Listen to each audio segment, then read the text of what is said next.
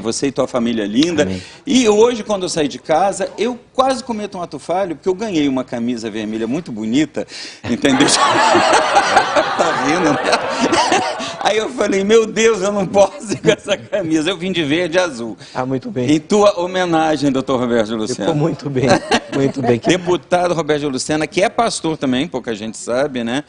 Porque, na verdade, você tem uma eleição que é plural, né? Todo mundo, né? Os seus eleitores, eles são de várias denominações. Aliás, eu sou pastor e estou deputado. Exatamente, exatamente. Que consome um tempo, né? E deve estar consumindo muito, né?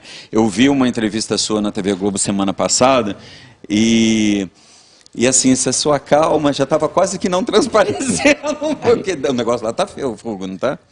Tá feio, né? É um momento que impõe muitos desafios para todos nós e nós temos que ter muito equilíbrio, muita responsabilidade, muita lucidez para fazermos a travessia que precisa ser feita. E o povo, você teve contato com o povo, não é, Tony? Você acha que as pessoas ainda estão confiando no governo? O que te passou numa totalidade? Olha, quanto ao governo, eu acredito que existe muita desinformação. E o povo, sinceramente, não está muito preocupado, não. O pessoal está preocupado em ganhar um dinheirinho ali para se sustentar, comprar comida do dia a dia. O povo está muito desinformado quanto às questões da Previdência e, de forma geral, o povo está aceitando os novos governantes, como eles prometeram muitas coisas, e o povo está aguardando para ver se realmente vai acontecer grandes novidades, vai acontecer uma melhora. É que tem também pouco tempo, né, Eliana? Você não acha que ainda é muito pouco tempo? Para um país que estava totalmente jogado, né? 100 dias. E as pessoas ainda, eu acho que com essa reforma da Previdência iminente que foi colocada, eu acho que isso confundiu mais ainda o povo, né? A população ficou mais confusa, assim, é do bem ou é do mal? Ninguém sabe para que lado vai. Mas a gente tem hoje aqui o ilustre deputado para também estar esclarecendo para a gente sobre a Previdência também, né? Sobre, aliás, a terceira idade que você sempre se dedicou bastante, né? Mas vamos ouvir um pouquinho, que o Tony fez uma matéria para mim com o povo nas ruas. Vamos ver, então, o que o povo pensa, o que o povo está falando a respeito. Rever Sobral, o que as pessoas estão achando do novo governo? O povo fala em revista. O que você está achando do novo governo? Eu estava esperando alguma coisa mais rápida. Uma atitude um pouco mais rápida. Você está satisfeito com o governo? Eu não. Governador, o que dizer desses 3 meses de governo Dória? Estamos cumprindo a nossa obrigação. Fazer um bom governo, transformador, inovador, cumprir os nossos compromissos de campanha, compromissos com a saúde, com a educação, habitação, com assistência social, segurança pública e geração de empregos e oportunidades. Temos muito por fazer. Estamos cumprindo a nossa obrigação, mas quem deve fazer o juízo sobre isso é a população de São Paulo. Eu acho que vai dar certo aí. A intenção, pelo menos, existe, né? Eu acho que vai ser legal. Tá? Tanto o estadual quanto o federal. Você acha que o governo federal já teve tempo? Não. Eu acho que tem no segundo semestre por aí que ele vai melhorar um pouco. O governo preocupado com a segurança é importante. Mas não tem dúvida. E a segurança começa para você combater a violência contra a mulher. Como quer ser governo, general? Dedicação, 24 horas em prol da nossa população. Existimos por eles e para eles. Está melhorando a segurança, está pondo viatura na rua, está colocando viaturas novas, vai dar todo o recurso que a Polícia Militar e a Polícia Civil precisa. Está tendo uma renovação, uma participação maior, porque agora o governador recebe os policiais toda semana para uma reunião, temos uma aproximação para dizer os problemas. Então está sendo um canal aberto de diálogo. Nós estamos agora conseguindo tirar do papel aquele grande programa de desestatização que foi prometido na campanha. Hoje, por exemplo, saiu a decisão que libera a continuidade da concessão do Pacaembu na cidade de São Paulo. Vamos avançar para outras áreas. O que o senhor está achando do novo governo? Bom, na minha opinião, bom. É o que a gente tem para o momento, não é isso? Parabéns pela matéria, pela reportagem, Tony. Obrigado, e sempre pertinente e com as autoridades também. Não esperava que tinha as autoridades aí também na matéria. Criar um contraponto, né, para poder falar com os governantes. Eu acho que o povo não está tão insatisfeito, não é, Rubens? Você não acha? Eu acho que o povo demonstrou ali uma confiança. Como nós interagimos com muitos empresários, nós temos visto uma retração muito grande. Existe muito investimento, existe muita coisa preparada, muita geração de emprego, porém, com os gastos públicos no patamar que estão, a reforma da Previdência é fundamental para depois começar a ser discutida outras reformas, como a reforma tributária. Então, primeiro a gente reduz a despesa para depois aumentar a receita ou revisar a receita. Então, o empresariado está muito receoso com essa discussão de Câmara, discussão com o Planalto, e a gente só vê o país travado esperando acontecer alguma coisa em relação à reforma da Previdência. Então, deputado, que luta é essa que é travada lá dentro, interna, que a gente tem a impressão que ela está grande em razão da posição do presidente da Câmara? Como é esse dia a dia na Câmara para que o governo consiga ter as suas ideias aprovadas? Bom, hoje nós temos a agenda do dia, que é a reforma da Previdência. Mas não é só a reforma da Previdência. Nós temos uma série, um conjunto de pautas de interesse da sociedade. E eu entendo que hoje a reforma da Previdência, ela é uma das nossas prioridades. Agora, nós estamos no começo de governo. Eu não experimentei isso em 2011, 2014, nem quando fui eleito, nem quando fui reeleito. Essa mudança de governo, ela nos impõe algumas dificuldades. Nós vemos a máquina um pouco engessada, ao mesmo tempo que nós também percebemos uma certa confusão, tanto no governo estadual quanto no governo federal, o que é normal, tratando-se de uma mudança de governo, de modelo. Agora, nesse ambiente de arranjo, e vai acabar se arranjando, se organizando, natural que nós tenhamos algumas dificuldades. O Tony falou sobre a dificuldade que o governo tem de se comunicar, de se expressar. A doutora Helena também, de explicar a reforma da Previdência e outros temas. Então, nós temos aí a necessidade de vermos um ajuste fino. Eu entendo que o Congresso Nacional e o governo federal vão acabar se entendendo. Acho que o pior dessa crise já ficou para trás. E essa semana nós já devemos começar a ver o trâmite desta reforma. Você pensa dessa forma? Você acha que isso está caminhando dessa forma, democraticamente? Eu acho que sim. Bom, primeiro que a gente tem que colocar de uma maneira assim, clara, eu não sei exatamente quantos % se modificou a Câmara. Quantos parlamentares? Nós tivemos uma renovação de quase 50%. Nossa, é bastante. É uma grande renovação. O que já cria uma confusão, né? Porque as pessoas estão chegando, não sabem onde é que estão pisando. E no Senado de 80%. Exatamente. Quer dizer, que eu espero, obviamente, que essas pessoas que agora estejam nos seus devidos cargos, possam realmente realizar de maneira profunda um estudo em relação, não só à Previdência, em relação ao Brasil como um todo, e passar esse país a limpo. Vamos então ver um pouquinho a respeito de Bolsonaro versus Rodrigo Maia e a gente comenta. O presidente Jair Bolsonaro disse que a crise com o presidente da Câmara, Rodrigo Maia, é página virada. Página virada, um abraço, Rodrigo Maia. O Brasil está acima de tudo, vamos em frente. Acontece uma chuva de verão, outros problemas acontecerão com toda certeza, mas pode ter certeza, na minha cabeça e na dele, Brasil acima de tudo e Deus acima de tudo. Em sinal de trégua, Maia também se colocou. Mas acho que os dois têm que parar. Chega, vamos cuidar do Brasil, vamos cuidar da Previdência. O presidente pode ter certeza que a partir da próxima semana, para mim esse assunto não existe mais. O desgaste entre Bolsonaro e Maia tem dificultado a relação entre a Câmara e o Palácio do Planalto e atrapalha o avanço da reforma da Previdência no Congresso. Ontem, Maia disse que enquanto o país tem milhões de desempregados e registros de assassinatos, Bolsonaro está brincando de presidir. Em resposta, Bolsonaro disse que muito pelo contrário. Na semana passada, o deputado afirmou que iria deixar a articulação para aprovar a reforma da Previdência. Segundo o jornal O Globo, Maia está insatisfeito com os ataques feitos a ele nas redes sociais pelo vereador Carlos Bolsonaro, o filho do presidente. Então, deputado, vou te colocar agora em calças justas. Dentro da Câmara, existe realmente aquilo que a gente imagina aqui fora, que de repente não é assim, bem dividido? quem é do time do Rodrigo Maia, quem é do time do Bolsonaro? Olha, nenhuma reforma hoje é aprovada sem Rodrigo Maia. Rodrigo Maia hoje é o grande líder do Planalto, da esplanada. Ele preside a Câmara, ao mesmo tempo que o Davi, senador, preside o Senado e o Congresso Nacional. O DEM está empoderado. E o Rodrigo é um grande articulador. Ele é um grande líder.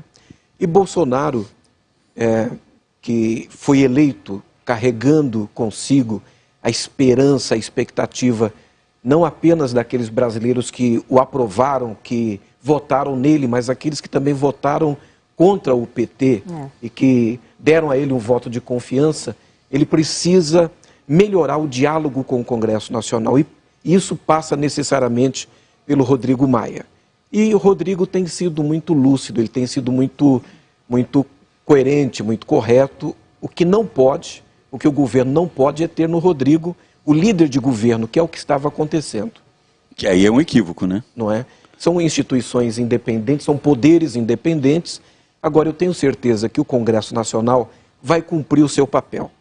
Na semana passada, o Colégio de Líderes se reuniu, decidiu apostar no trâmite da reforma da Previdência, retirando dessa proposta do governo o BPC e aquilo que a proposta tratava sobre os rurais, que eram dois pontos complexos da reforma que deverão ser tratados no outro momento. Isso já facilita muito o trâmite. Eu acredito que a Câmara, o Senado, vão cumprir o seu papel. Qual é o prazo que você acha que vai acabar acontecendo com relação à Previdência? Tem gente que fala assim, isso aí vai ser esticado, não vai ser para agora, daqui a pouco até esquecem e voltam. Isso é possível isso? Eu acredito que nós não viramos o primeiro semestre sem termos aprovado no plenário a reforma da Previdência.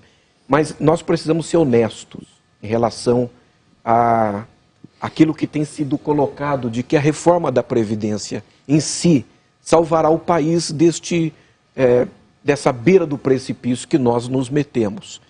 Nem a Previdência é culpada sozinha pelo déficit público, pelo déficit fiscal e déficit público, e nem a reforma da Previdência sozinha vai nos livrar de uma tragédia anunciada. É preciso que haja um conjunto de medidas, e uma delas, talvez a mais importante, além da reforma da Previdência, seja nós enfrentarmos a dívida pública, de fazermos uma auditoria na dívida pública e colocarmos a dívida pública, inclusive, no teto dos gastos, que ela não entrou. Então, nós, não apenas a reforma da Previdência, há um conjunto de iniciativas que precisam ser adotadas e tomadas, e eu entendo que este Congresso está com disposição de fazê-lo. Vamos ver aqui essa matéria sobre a Previdência, então.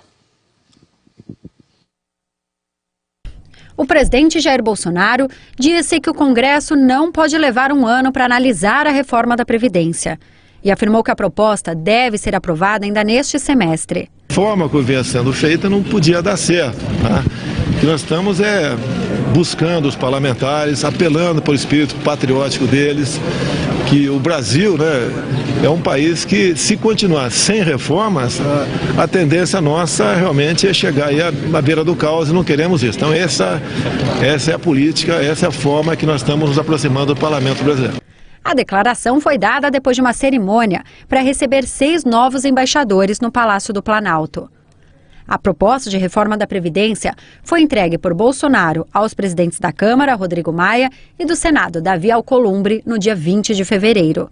Entre as mudanças previstas estão a criação de uma idade mínima de aposentadoria de 65 anos para homens e de 62 anos para mulheres, a ser aplicada após 12 anos de transição.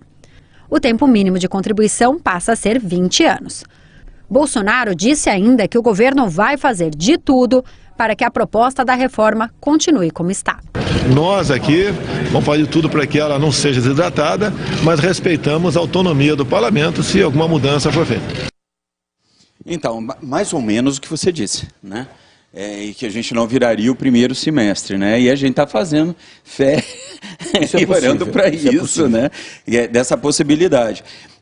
Eu quero falar ainda no programa hoje, a gente vai falar um pouquinho mais sobre Previdência, para a gente tentar entender esse projeto da Previdência e também falar um pouco sobre um outro assunto que passa o Brasil a limpo, que é o Supremo Tribunal Federal, Eliana. Queria saber, você como uma das promotoras mais famosas desse país e hoje procuradora, a respeito, né, assim como o Dr. Rubens Leite aqui, da área de vocês da Justiça com relação ao Supremo, né? O nosso vice-presidente disse, rindo numa brincadeira, né, quando falaram para ele,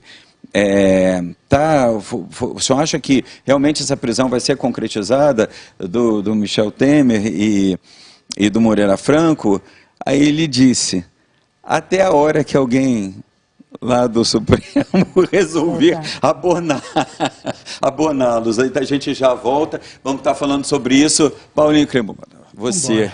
Mas, assim, voltando ao nosso Brasil passado a limpo, eu tenho muitas dificuldades, eu acredito que o povo inteiro tenha, né, Tony, da gente tentar entender a Previdência Social, não é isso? Olha, o que eu percebo, assim, em contato com o povo nas ruas, é que, nas periferias, ninguém está prestando atenção nisso aí, não. Isso aí está na mão dos deputados, está na mão do Congresso, e eu acredito que do jeito que está projetado aí, ela não passa. Ela não passa, vai ter muita discussão. Isso é que eu percebo que o povo não está fazendo nenhuma manifestação. O que vier, o povo vai aceitar. E acredito que do jeito que está, não vai passar. Por quê? Você percebe que o Bolsonaro, ele teve problemas de saúde, ele está com as viagens internacionais, ele está meio distante. E quem que está no governo? O Mourão. A gente percebe que o Bolsonaro risca o fósforo e o Mourão assopra. Então está tendo uma dificuldade de diálogo e a Previdência, do jeito que está, até o Paulo Guedes está correndo perigo de cair. Concorda, deputado? Eu discordo em termos. Eu tenho percebido a sociedade muito interessada na reforma da Previdência. Acho que o governo está falhando na sua comunicação. E quando chegar o momento em que, de fato, os debates vão acontecer, o governo vai enfrentar uma oposição qualificadíssima, uma oposição muito preparada e que sabe usar muito bem os instrumentos de comunicação. E aí é que está a minha preocupação. Agora, quando retiramos no Colégio de Líderes, essa semana, BPC, que a reforma mexia com os pobres, quando retiramos os rurais, nós tiramos um nível de muita tensão, um nó muito grande dessa proposta. Então, há muitos ajustes que precisam ser feitos, nós estamos atentos, vamos apresentar emendas, eu vou fazer parte da comissão especial, representando o Podemos, e nós vamos trabalhar para que a reforma seja aprovada, mas que seja uma reforma justa, uma reforma igualitária, que enfrente os privilégios e que possa garantir ao país, garantir ao Brasil a estabilidade que nós precisamos. Então, mas essa linguagem, né, que está sendo usada, o povo não está entendendo nada.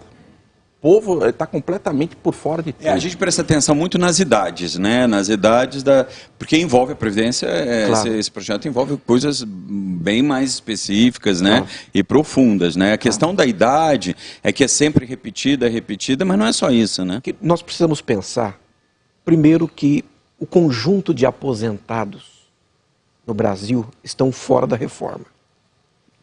Eles são hoje os maiores interessados que essa reforma seja aprovada. Porque a aprovação da reforma significa a garantia que eles terão do direito de que no futuro continuarão recebendo as suas aposentadorias. Não entendo que, a priori, o grande motivo para fazermos a reforma seja o déficit, mas o futuro, porque nós estamos vivendo uma mudança demográfica. É verdade. Não é? Hoje no Brasil, nós temos aproximadamente 30 milhões de brasileiros com 60 anos ou mais. Daqui a 9 anos nós seremos, e aí eu serei também, nós seremos 37, 38 milhões de brasileiros com 60 anos ou mais. Em 2050 o IBGE sinaliza que nós seremos 60 milhões de brasileiros com 60 anos ou mais. Ou seja, nós seremos mais brasileiros com 60 anos ou mais do que hoje todo o conjunto de habitantes da Argentina, do Uruguai, de qualquer outro país da América do Sul. É lógico que essa previdência, sem a reforma, sem as reflexões, sem as mudanças necessárias, hoje ela não é sustentável.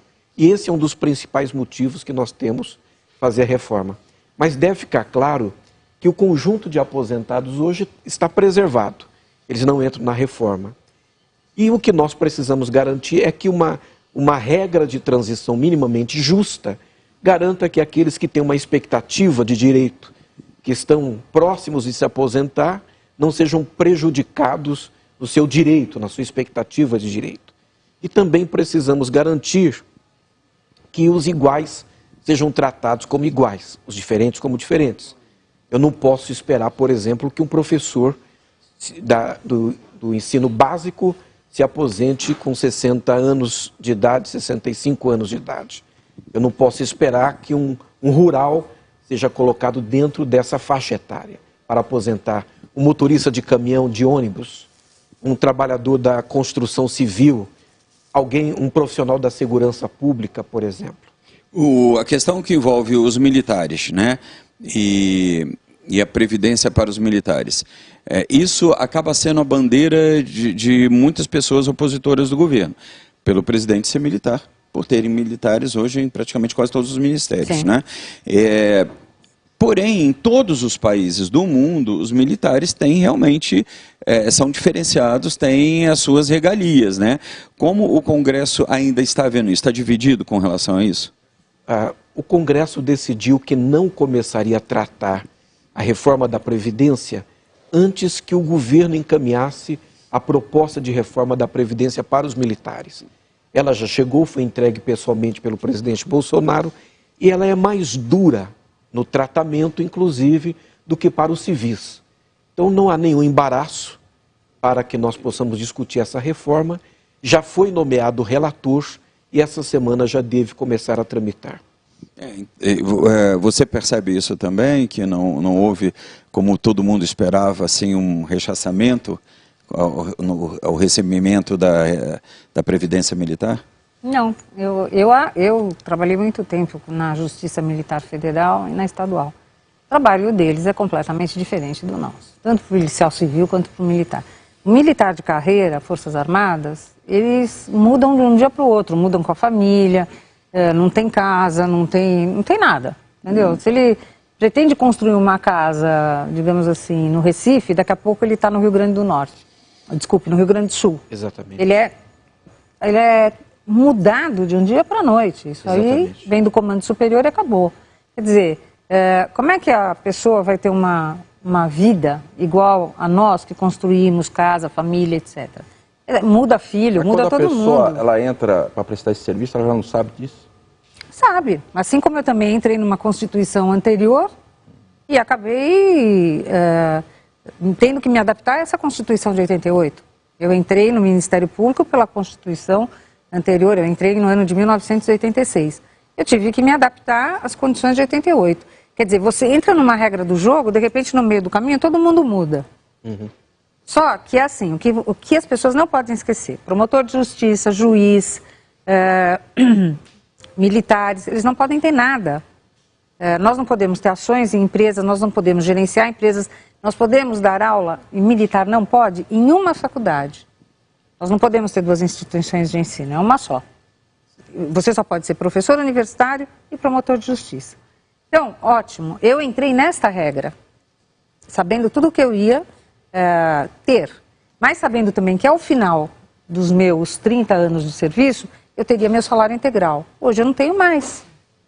Perfeitamente. Não tenho. Quer dizer, eu vou me aposentar numa época que eu não tenho mais a segurança que eu tive quando eu prestei o exame lá atrás e tinha 30 anos de idade, hoje com 64, o que eu vou fazer?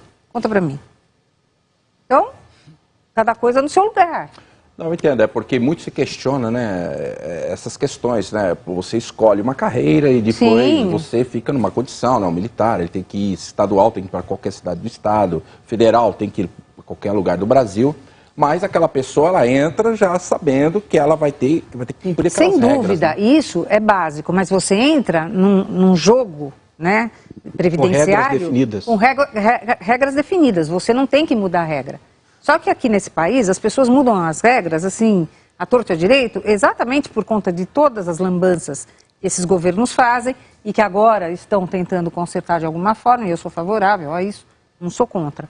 Mas, quando você ingressa numa carreira dessa, você está garantido constitucionalmente. E depois você não está mais garantido coisa nenhuma, né? Aí as coisas mudam e você não recebe direitos. Você só recebe ônus. Eu estou falando de carreira pública.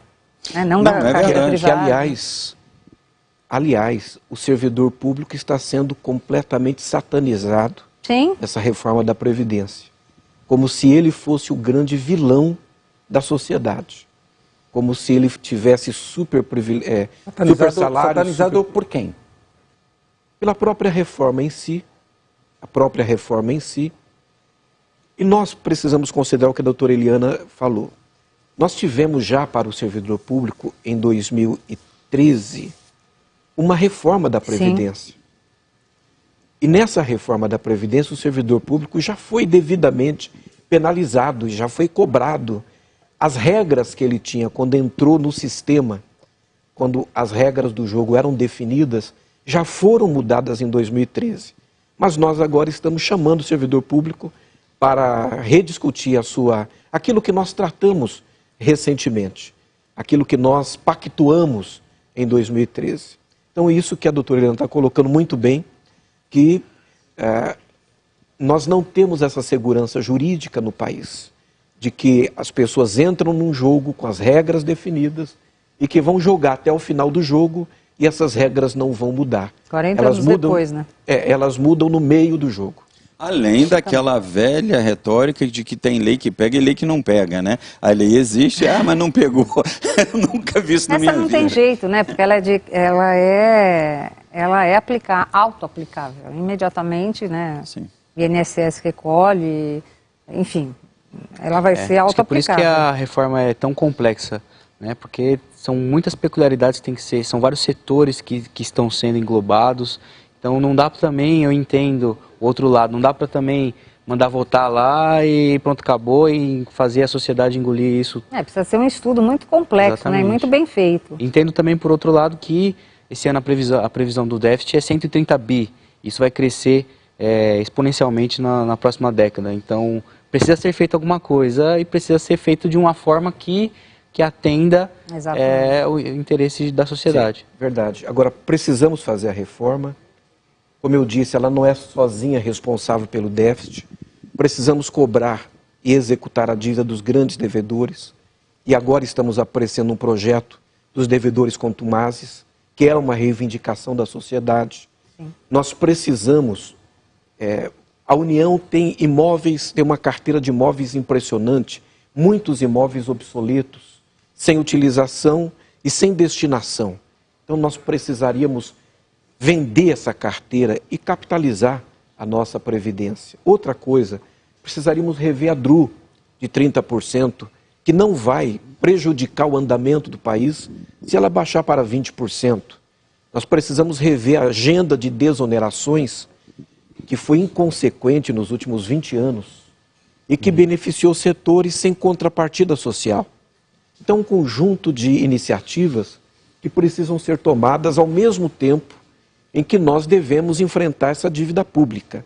Em 2009 foi feita uma CPI da dívida pública, ela apresentou seu relatório final e o relatório até hoje não foi aberto. Ele está inclusive no Ministério Público Federal. Quando o doutor Janot era o nosso procurador-geral, estive com ele fazendo a minha intervenção, pedindo esclarecimentos, mas a dívida pública brasileira tem sido um tema quase que sagrado, quase que intocável, um assunto que ninguém quer mexer. E ele é responsável, a dívida pública, por 42% do comprometimento do nosso orçamento. Coisa, né? Muita coisa. Muita coisa. Quando o projeto anticrime do Sérgio Moro é colocado paralelamente ali junto na questão da Previdência, atrapalha? Não atrapalha, mas não anda. projeto anticrime do ministro Moro, eu defendo. Eu sou presidente de uma frente parlamentar mista de combate à corrupção. Fui presidente, neste último ano, da Comissão de Fiscalização Financeira e Controle. Fui eu quem recebia 70 medidas propostas pelo conjunto da sociedade através do Transparência Internacional Brasil. Eu defendo a proposta, mas como é uma proposta que trata de vários temas, a tendência nesse momento é que ela vá caminhar com muita dificuldade, possivelmente apensada na proposta anterior, que foi encaminhada pelo ministro Alexandre Moraes. Mas o Congresso, ele vai, claro, vai tratar. Mas ela não é a prioridade absoluta nesse momento. A prioridade absoluta é a reforma da Previdência. Mas aí a gente fica com também as promessas do governo, também um pouco atrasadas na opinião do povo, né, do povão mesmo, né, porque todo mundo está desesperado, né, deputado, porque a gente não tem segurança nenhuma. Na minha terra, no Rio de Janeiro, então, está um verdadeiro caos. Vamos ver um pouquinho, né, Tony, que você pegou dos problemas gerais do país, claro, é isso? Só nisso que você falou, um parêntese que a doutora Helena poderá confirmar ou não, mas a proposta do ministro Moro não trata de crimes contra o patrimônio. Então, a sensação da segurança pública não será, você não terá alterações. Porque, na verdade, o que o Brasil está esperando inicialmente, imediatamente, são iniciativas do governo para melhorar a segurança pública e garantir que o cidadão saia de casa de manhã e não seja assaltado saindo da garagem, não seja roubado até a padaria. E aí você tem o problema da maioridade penal, etc, etc. Eu quero ouvir a Eliana falar sobre isso, é óbvio. Vamos ver então um pouquinho do que o povo fala dos problemas do país. O uso de drogas é apontado como um dos grandes problemas do Brasil. Famílias desestruturadas, jovens que para sustentar o vício matam, roubam, cometem todos os tipos de atrocidades. Peguei. Tá bom. Vou parar, parei. Te segura a moto, te segura. Calma, te segura. Parei. Na moral. Calma, não tem arma não. Não tenho arma não, meu. Sai, Helena, sai embora. Não tenho arma não, João. Não tenho arma não. Não tenho arma. Eu não tenho arma, meu. Tá aí, a moto aí, meu. As cadeias superlotadas. O caos no sistema penitenciário. Ela quer se esconder, meu. Aqui não esconde ninguém. Olha lá, profissional.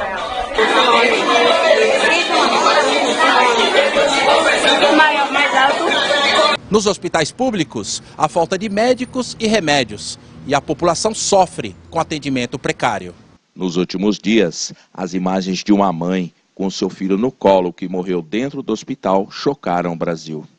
Foram 15 horas de espera por um atendimento e agora só resta o choro da mãe.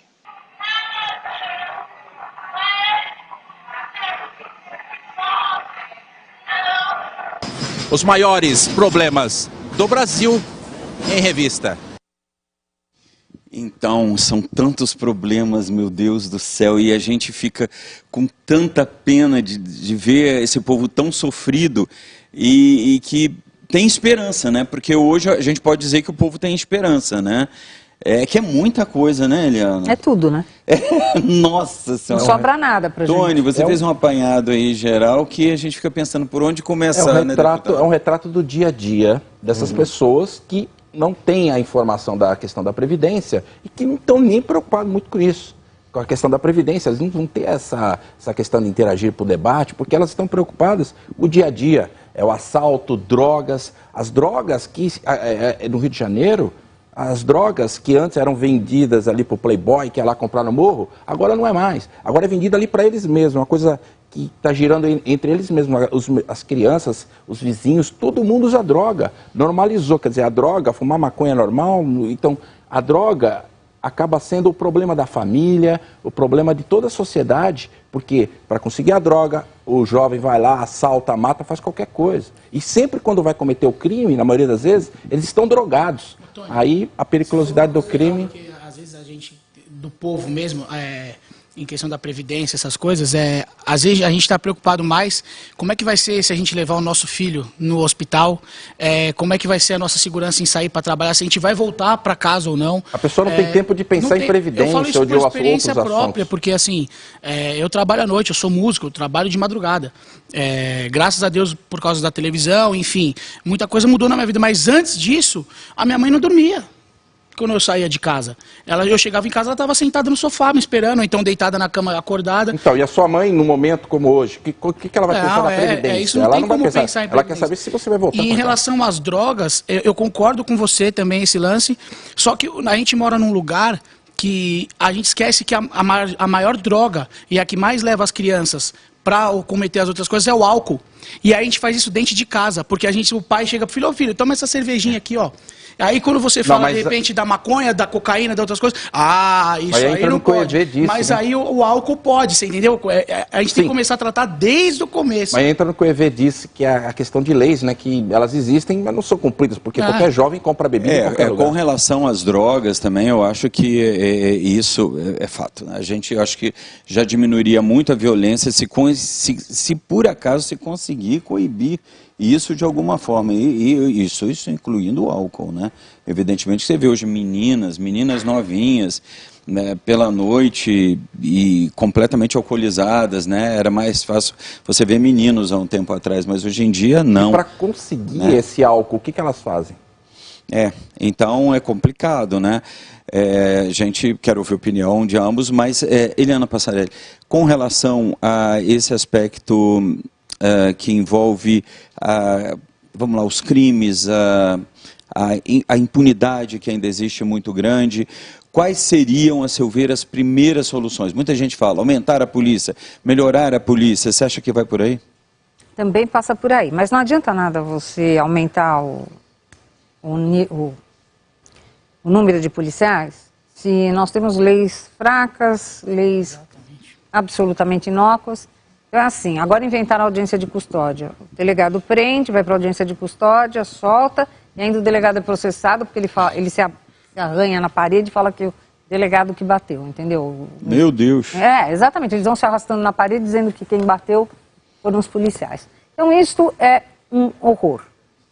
Enquanto, eu falo isso todo dia, toda hora, enquanto o Congresso não se tocar, que tem que ter um Código Penal pesado, é pesado mesmo, então nós continuaremos nessa draga que nós estamos.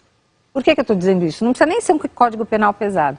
Pode tirar só a reforma de 1984, que foi uma desgraça para o Código Penal, onde semi-analfabetos, alguns, votaram porque estavam no Congresso Nacional. Nem sabiam o que estavam votando, regime aberto, regime semi-aberto. Um negócio ridículo, só nesse país tem isso. Nos outros países do mundo inteiro não existe isso, né? A gente lida com o bandido como se ele fosse da minha família. Mas é verdade, atrás de assim, isso. Entendeu? Você chama até de excelência em audiência. Sim. É verdade. Porque são todos os direitos e nenhum dever.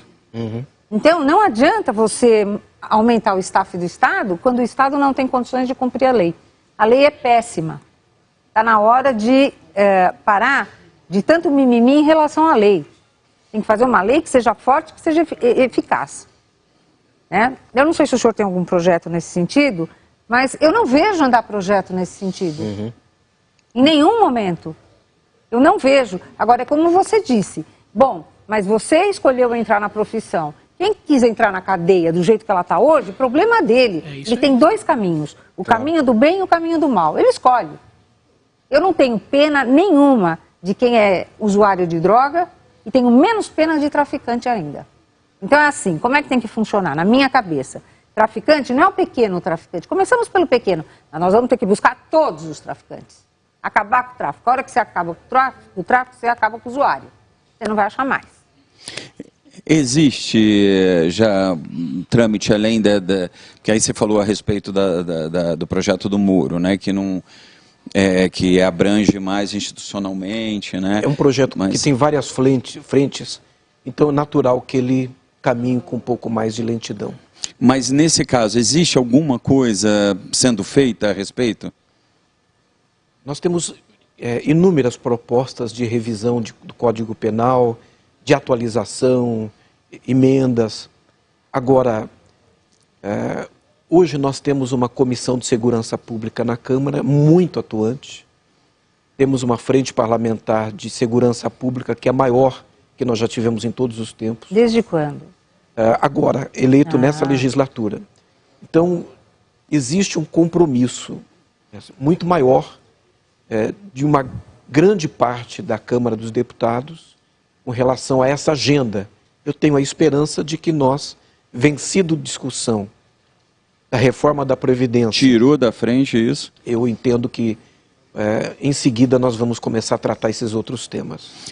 A gente vai falar também ainda sobre o Supremo daqui a pouquinho, e a opinião que o público hoje tem, que o povo tem, que eu acho muito ruim quando um país desacredita da sua Suprema Corte, que seria, na verdade, o maior exemplo teria que ser de uma dignidade, reserva moral. Exatamente, a integridade do país. Paulinho, vamos com música. Ressurreição. Não é verdade? Exatamente. Você não quer falar a respeito? Você só fala hoje de política? Claro. Eu tô aqui te injetando. Páscoa significa passagem. Páscoa não é uma festa cristã, é uma festa judaica.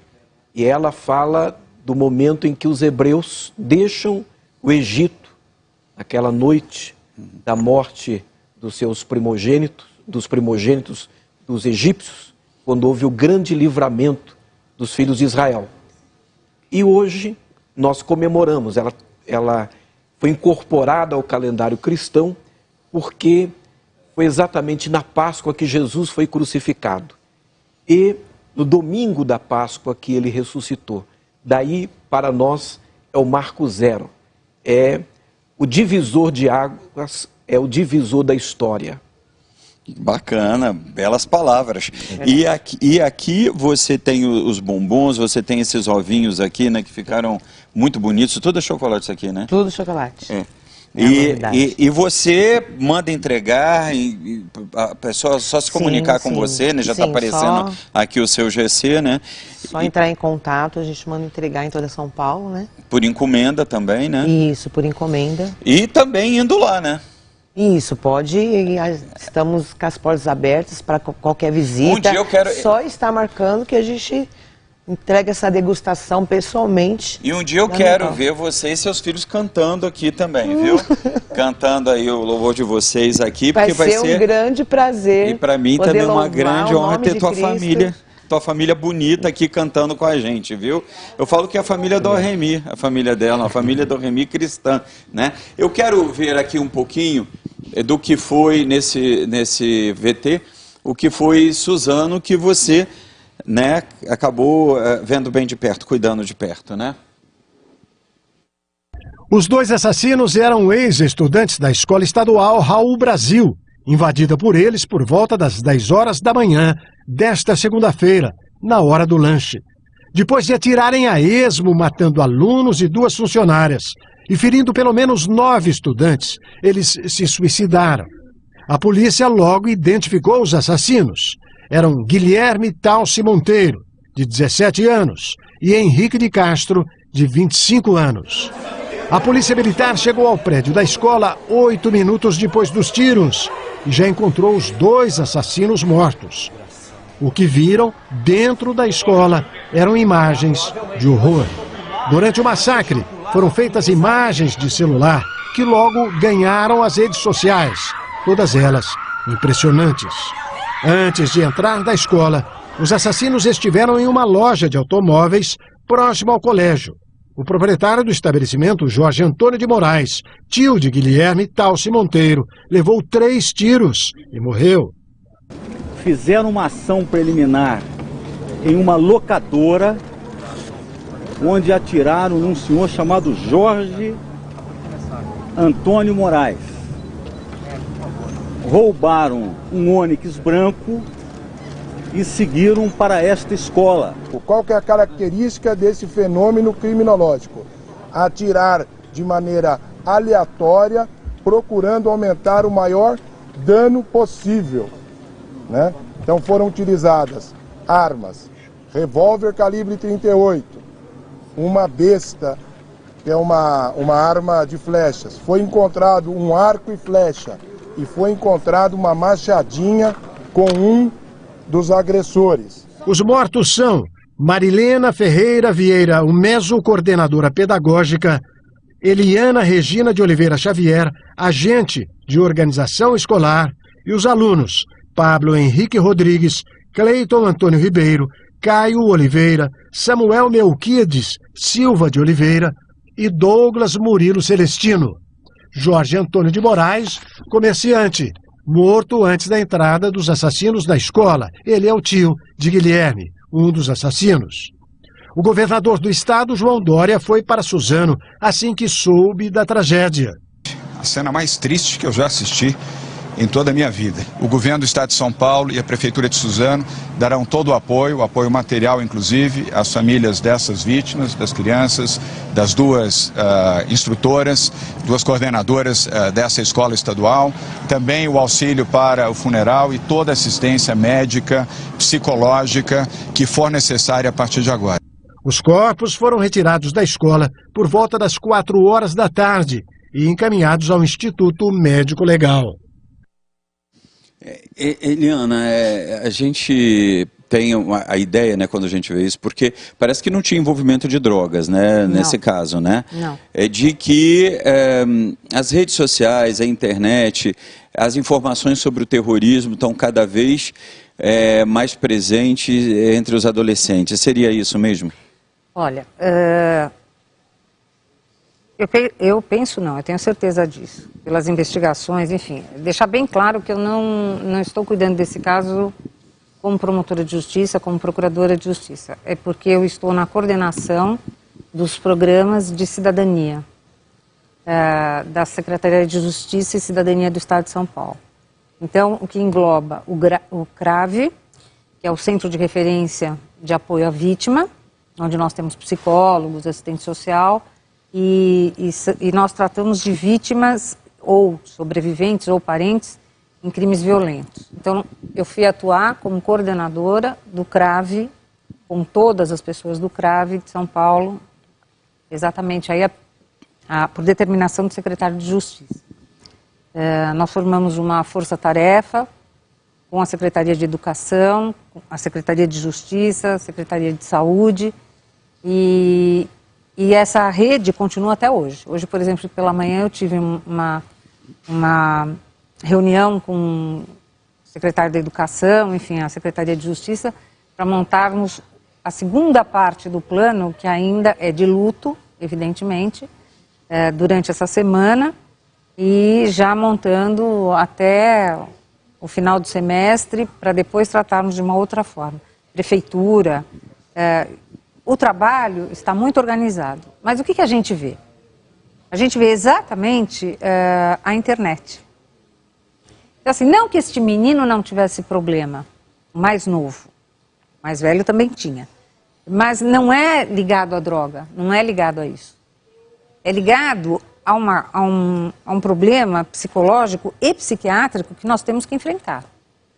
Então, quando me perguntaram, no dia que eu estava lá no IML, auxiliando as famílias, né, das pessoas mortas, enfim, naquele trabalho especificamente, uma série de jornalistas acabou me perguntando, mas qual é o problema? Onde é que está o problema? O problema está na família, gente. Acorda. Acordem, porque a dark web, a deep web, é simplesmente todo esse engendramento do mal. Então, assim, do ponto de vista cristão, eu poderia dizer, é o demônio que está aí, e é o demônio que está aí mesmo. Mas como é que a gente chega até o demônio, né? Diante da inércia de toda a família. Esta que é a real.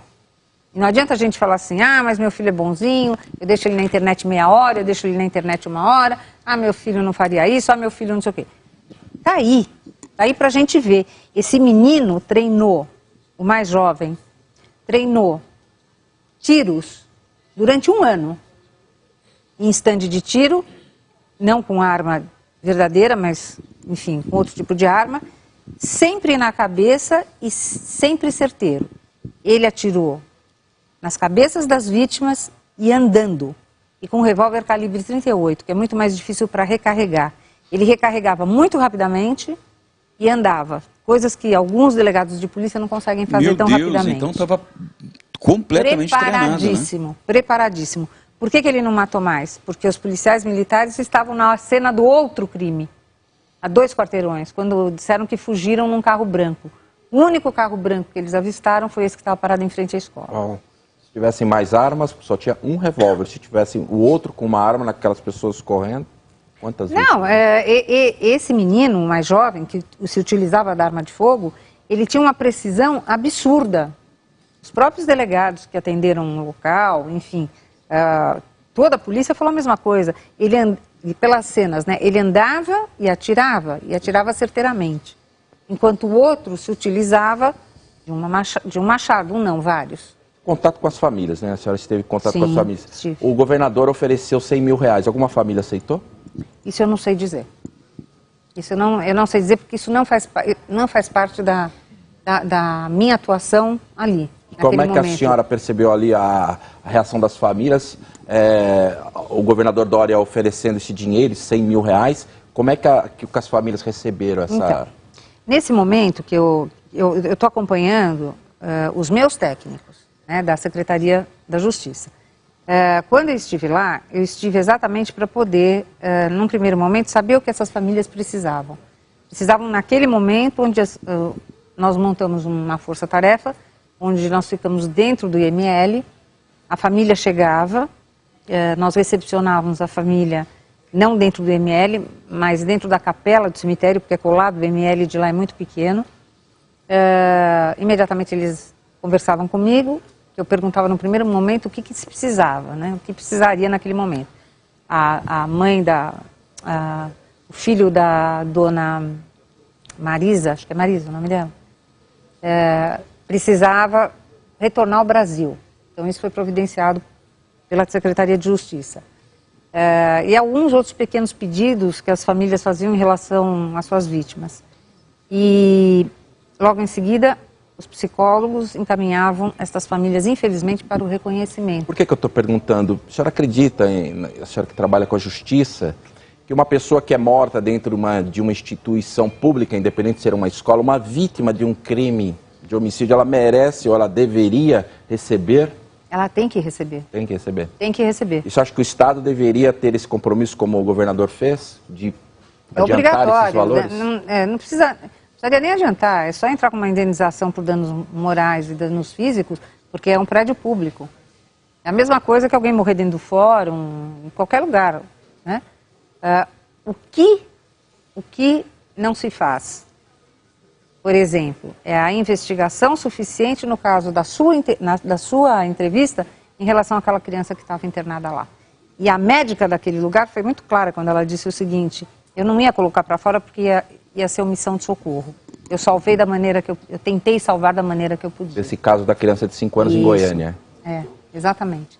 Então, e aí você vê a falta de estrutura, né, lá no estado de Goiás em relação a uma pessoa que está internada numa cadeira.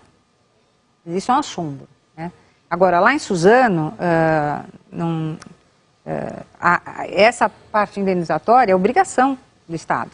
É obrigação, porque eles estavam num espaço público.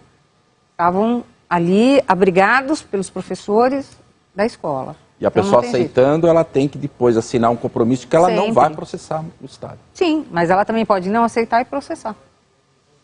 Bom, a gente também, estamos chegando no final do programa, né? Foi quase 2 horas de programa, mas já estamos chegando no final.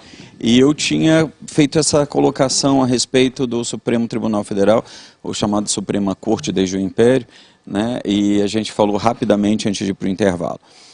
E eu gostaria de saber, Dr. Rubens Leite, o que o senhor pensa a respeito do Supremo de hoje? A população está desacreditada. E aí engloba todos vocês num só saco, né? De farinha. Me diga. Vê, a carreira da magistratura, ela exige uma postura diferenciada dos demais profissionais. Ainda mais numa Suprema Corte. Quando alguns ministros começam a entrar em discussões polêmicas, a própria sociedade já acaba desacreditando aquilo. E quando surgem decisões que, por mais que técnicas vão em desacordo com o que a sociedade espera, Porque o papel da Suprema Corte é exatamente esse, é julgar conforme a Constituição, não atender absolutamente ao populismo, né? Então aí você tem um descrédito, então acho que tem que ser feito um trabalho de reconstrução da imagem do Supremo Tribunal Federal, principalmente pela postura dos seus membros. Doutora Eliana. Eu acho que assim, cada macaco no seu galho, vamos ser bem claros.